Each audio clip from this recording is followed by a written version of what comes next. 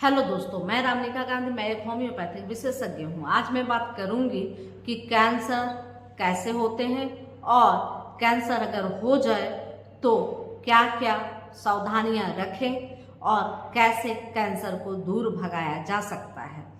तो चूंकि कैंसर एक सेल होता है और यह सेल प्रत्येक दिन हमारे शरीर में आता और जाता है, यानी कि हमारा यह जो पूरा शरीर है, मानव शरीर है, यह सेलों के एक समूह के द्वारा ही तैयार होता है। यानी कि हमारे शरीर में प्रत्येक दिन नए सेल बनते हैं और डिस्ट्रॉय होते हैं।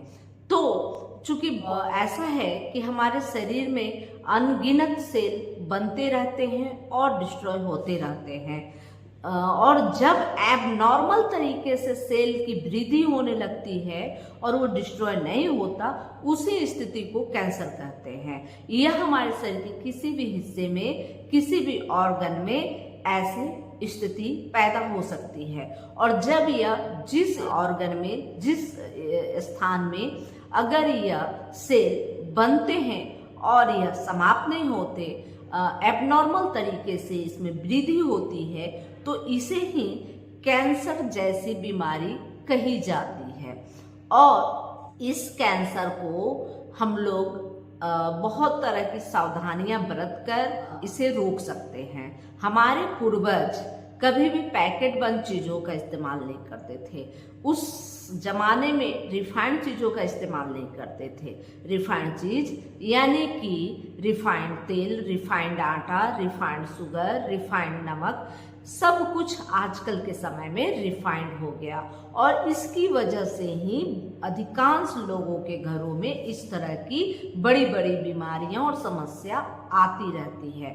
तो हम चूंकि हमेशा जो होता है कि एक बुरी आदत से प्रभावित रहते हैं, और इन बुरी आदतों की वजह से ही हम कैंसर को न्योता देते हैं। तो ऐसी स्थिति में हम इन बुरी आदतों को पहले छोड़ें। अगर हम खुद अपने स्वास्थ्य के प्रति वफादार हैं या अपने फैमिली मेंबर के प्रति वफादार हैं, तो उन्हें इस तरह की बुरी आदतों से दूर करने की कोशिश करें, ताकि इस तरह की समस्या नहीं हो।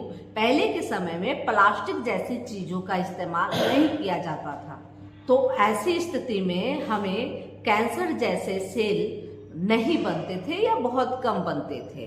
क्योंकि हम जो भी खाते पीते हैं, अच्छा खाए या बुरा खाए, उसमें कैंसर के कुछ सेल जरूर होते हैं मौजूद। यानी कि उसमें कुछ ऐसे विषैले चीज होते हैं जो हमें कैंसर दे सकते हैं। लेकिन हमारे शरीर में अगर इम्यूनिटी सही हो तो वह हर दिन ऐसे कैंसर के जो सेल होते हैं उसको नष्ट करते जाते हैं, और जो गुड सेल होते हैं, गुड जो खाद्य पदार्थ होते हैं, उसको हमारे शरीर में जगह मिलती है। तो ऐसी स्थिति में अगर हमारी इम्यूनिटी ही कमजोर हो जाए तो अक्सर हम कैंसर से पीड़ित हो सकते हैं। सबसे पहली बात कि इसके लिए हमारा मस्तिष्क और पेट दोनों को संतुलित रखना होगा। अगर हमारा मस्तिष्क, यानी कि हम अगर कुछ तनाव में नहीं रहें, हमेशा खुश मिजाज रहें, हमेशा टेंशन को दरकिनार करके एक अच्छी लाइफ जिए, समय से सोए, समय से जागे, समय से भोजन करें, तो संभवतः कैंसर होने की संभावना बहुत हद तक कम हो जाती है। दूसरा, जो हमारा सेकंड ब्रेन होता है, यानी कि पेट को लोग सेकंड ब्रेन बोलते हैं। तो हमारा अगर पेट सही रहे, पूरा एब्डोमेन एरिया सही रहे, संतुलित रहे, पाचन पोषण सही हो, तो इस स्थिति में कैंसर होने की संभावना बिल्कुल नहीं रहती।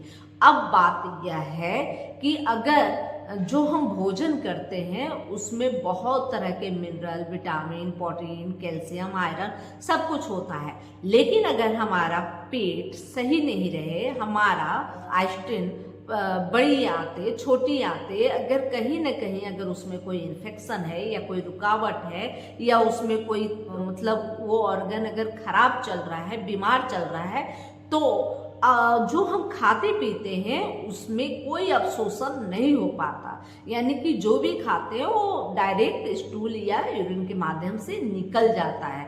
तो ऐसी स्थिति में क्या होता है कि हमारे शरीर में vitamin B12, vitamin D, calcium, iron, protein की कमी होने लगती है, यानी कि हम अच्छा खाते पीते भी हैं फिर भी दिन प्रतिदिन हम कमजोर होते जाते हैं। तो इस वजह से जो कमजोरी जो आती है, जो शरीर कमजोर हो जाता है, अनहेल्दी हो जाता है, तो ऐसी स्थिति में जो भी खा रहे पी रहे हैं तो गुड जो भोजन का जो गुड तत्व है वह चला जाता है और जो बैड तत्व है वह कैंसर सेल को बनाने में सफलता हासिल करता है। तो ऐसी स्थिति में हमारे शरीर में कैंसर होने की संभावना बढ़ जाती है।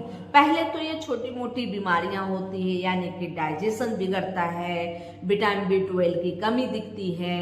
तो ऐसे यह बीमारियां अंततः कैंसर में अवतरित हो जाती है, यानी कि जब आपका डाइजेशन सही नहीं होगा, विटामिन B12 की लगातार कमी होगी और विटामिन B12 की अगर खून में कमी होती है तो ऑक्सीजन सप्लाई ब्लड में नहीं मिलेगा और जब ऑक्सीजन सप्लाई नहीं मिलता है तो ऐसे सेल वहां बहुत ज्यादा बढ़ते हैं एबनॉर्मल तरीके से। तो ऐसी स्थिति में यह कैंसर होने की संभावना बढ़ जाती है। और चूंकि हमारा इम्यूनिटी कैसे कमजोर होता है, हमारी पाचन शक्ति कैसे कमजोर हो रही है, हमारा मन मस्तिष्क क्यों नहीं शांत रह पाता है, तो इसकी वजह है जो हमारा आजकल खाद्य पदार्थ है जो हम लोग खाते हैं, यानी जो डेयरी प्रोडक्ट भी जो ले रहे हैं, दूध दही भी ले रहे हैं, ज्यादातर शहरी एरिया में पैकेट बंद दूध आता है और पैकेट बंद दूध बिल्कुल सही नहीं होता।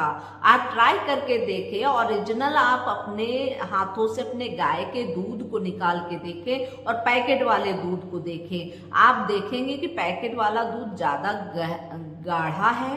तो गाढ़ा क्यों है भाई? तो उसमें कुछ न कुछ तो मिक्स होगा ना।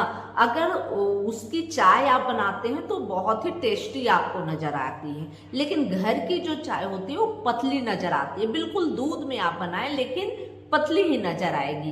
तो ऐसी स्थिति में आप खुद भी कॉमन सेंस लगा सकते हैं कि जो पैकेट वाला दूध है उसको एक अच्छा बेहतर बनाने के उद्देश्य से जो मिलावट की जाती है वो आपके स्वास्थ्य के लिए हानिकारक है। और दूसरी चीज, जितनी भी पैकेट बंद चीज होती है उसको लंबे समय तक सुरक्षित रखने के लिए पोटासियम और फास्फोरस उसमें इंक्लूड किया जाता है, चाहे वो दही हो, पनीर हो, अचार हो, मसाले हो या कोल्ड ड्रिंक हो या लस्सी हो, कुछ भी हो, इन सब चीजों में लंबे समय तक सुरक्षित रखने के लिए केमिकल यूज होता है।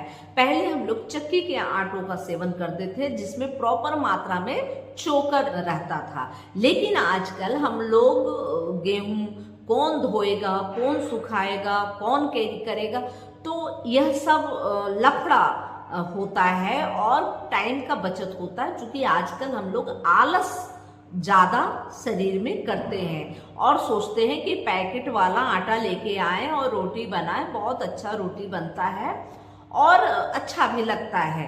तो इस अंदाज से हम लोग पैकेट वाला गेहूं का आटा रोटी खाते हैं, तो यह चीज भी हमारे लिए नुकसानदायक होता है। हम लोग पकोड़े को चटपटा क्रंची बनाने के लिए कॉर्नफ्लावर का उपयोग करते हैं जिसमें बहुत ज्यादा कार्ब होता है। कार्बोहाइड्रेट हमारे शरीर को शुगर से भी कहीं ज्यादा नुकसान करता है। अभी बच्चों को जो सैलेक्स देते हैं उसमें भी कार्ब डाला होता है जो बच्चों के हेल्थ को नुकसान करता है। तो इस तरह से इन खाद्य पदार्थ और प्रोडक्ट जो पैकेट बंद, हम लोग बहुत आधुनिकता में जीते हैं। पहले बच्चों को घर में दलिया खिचड़ी बना के दी जाती थी, लेकिन आजकल जो माएँ होती है सैलेक्स लेना ज्यादा अच्छा समझते हैं और सैलेक्स देते हैं जिसमें इस तरह के कार्ब रहते हैं, अतिरिक्त कार्ब, और यह शरीर को, उनके बच्चों के हेल्थ को, उनके बचपन से ही जो ग्रोथ होते हैं वो कमजोर हो जाते हैं। तो तो ऐसी स्थिति में कैंसर होने की संभावना तो बढ़ेगी ही ना, जब हमारी इम्यूनिटी कमजोर होती है। अभी हाल फिलहाल में सोशल मीडिया में बहुत ज्यादा प्रचलन में है सिद्धू जी का स्टेटमेंट, जो उनकी पत्नी को 4th स्टेज कैंसर से बिल्कुल 45 से 46 दिनों में रिकवर कर दिया, एक स्वस्थ लाभ दिया। तो ऐसी उनकी जो उत्कंठता है, उनकी जो उपलब्धि है, वो सोशल मीडिया के माध्यम से प्रेस कॉन्फ्रेंस करके उन्होंने प्रस्तुत किया। तो यह जब आप जाने सुने तो आपको सतर्क होनी चाहिए कि जो हमारा ताजा फ्रूट है या जो खाने का जो पुरानी पत्ती थी उसका इस्तेमाल ज़्यादा करें, अगर आप अपना और अपने बच्चों का, अपने परिवार का हेल्थ सही चाहते हैं। तो यह जानकारी अच्छी लगी तो लाइक करें, सब्सक्राइब करें और बेल आइकन जरूर दबाएं। जय हिंद, जय भारत, धन्यवाद।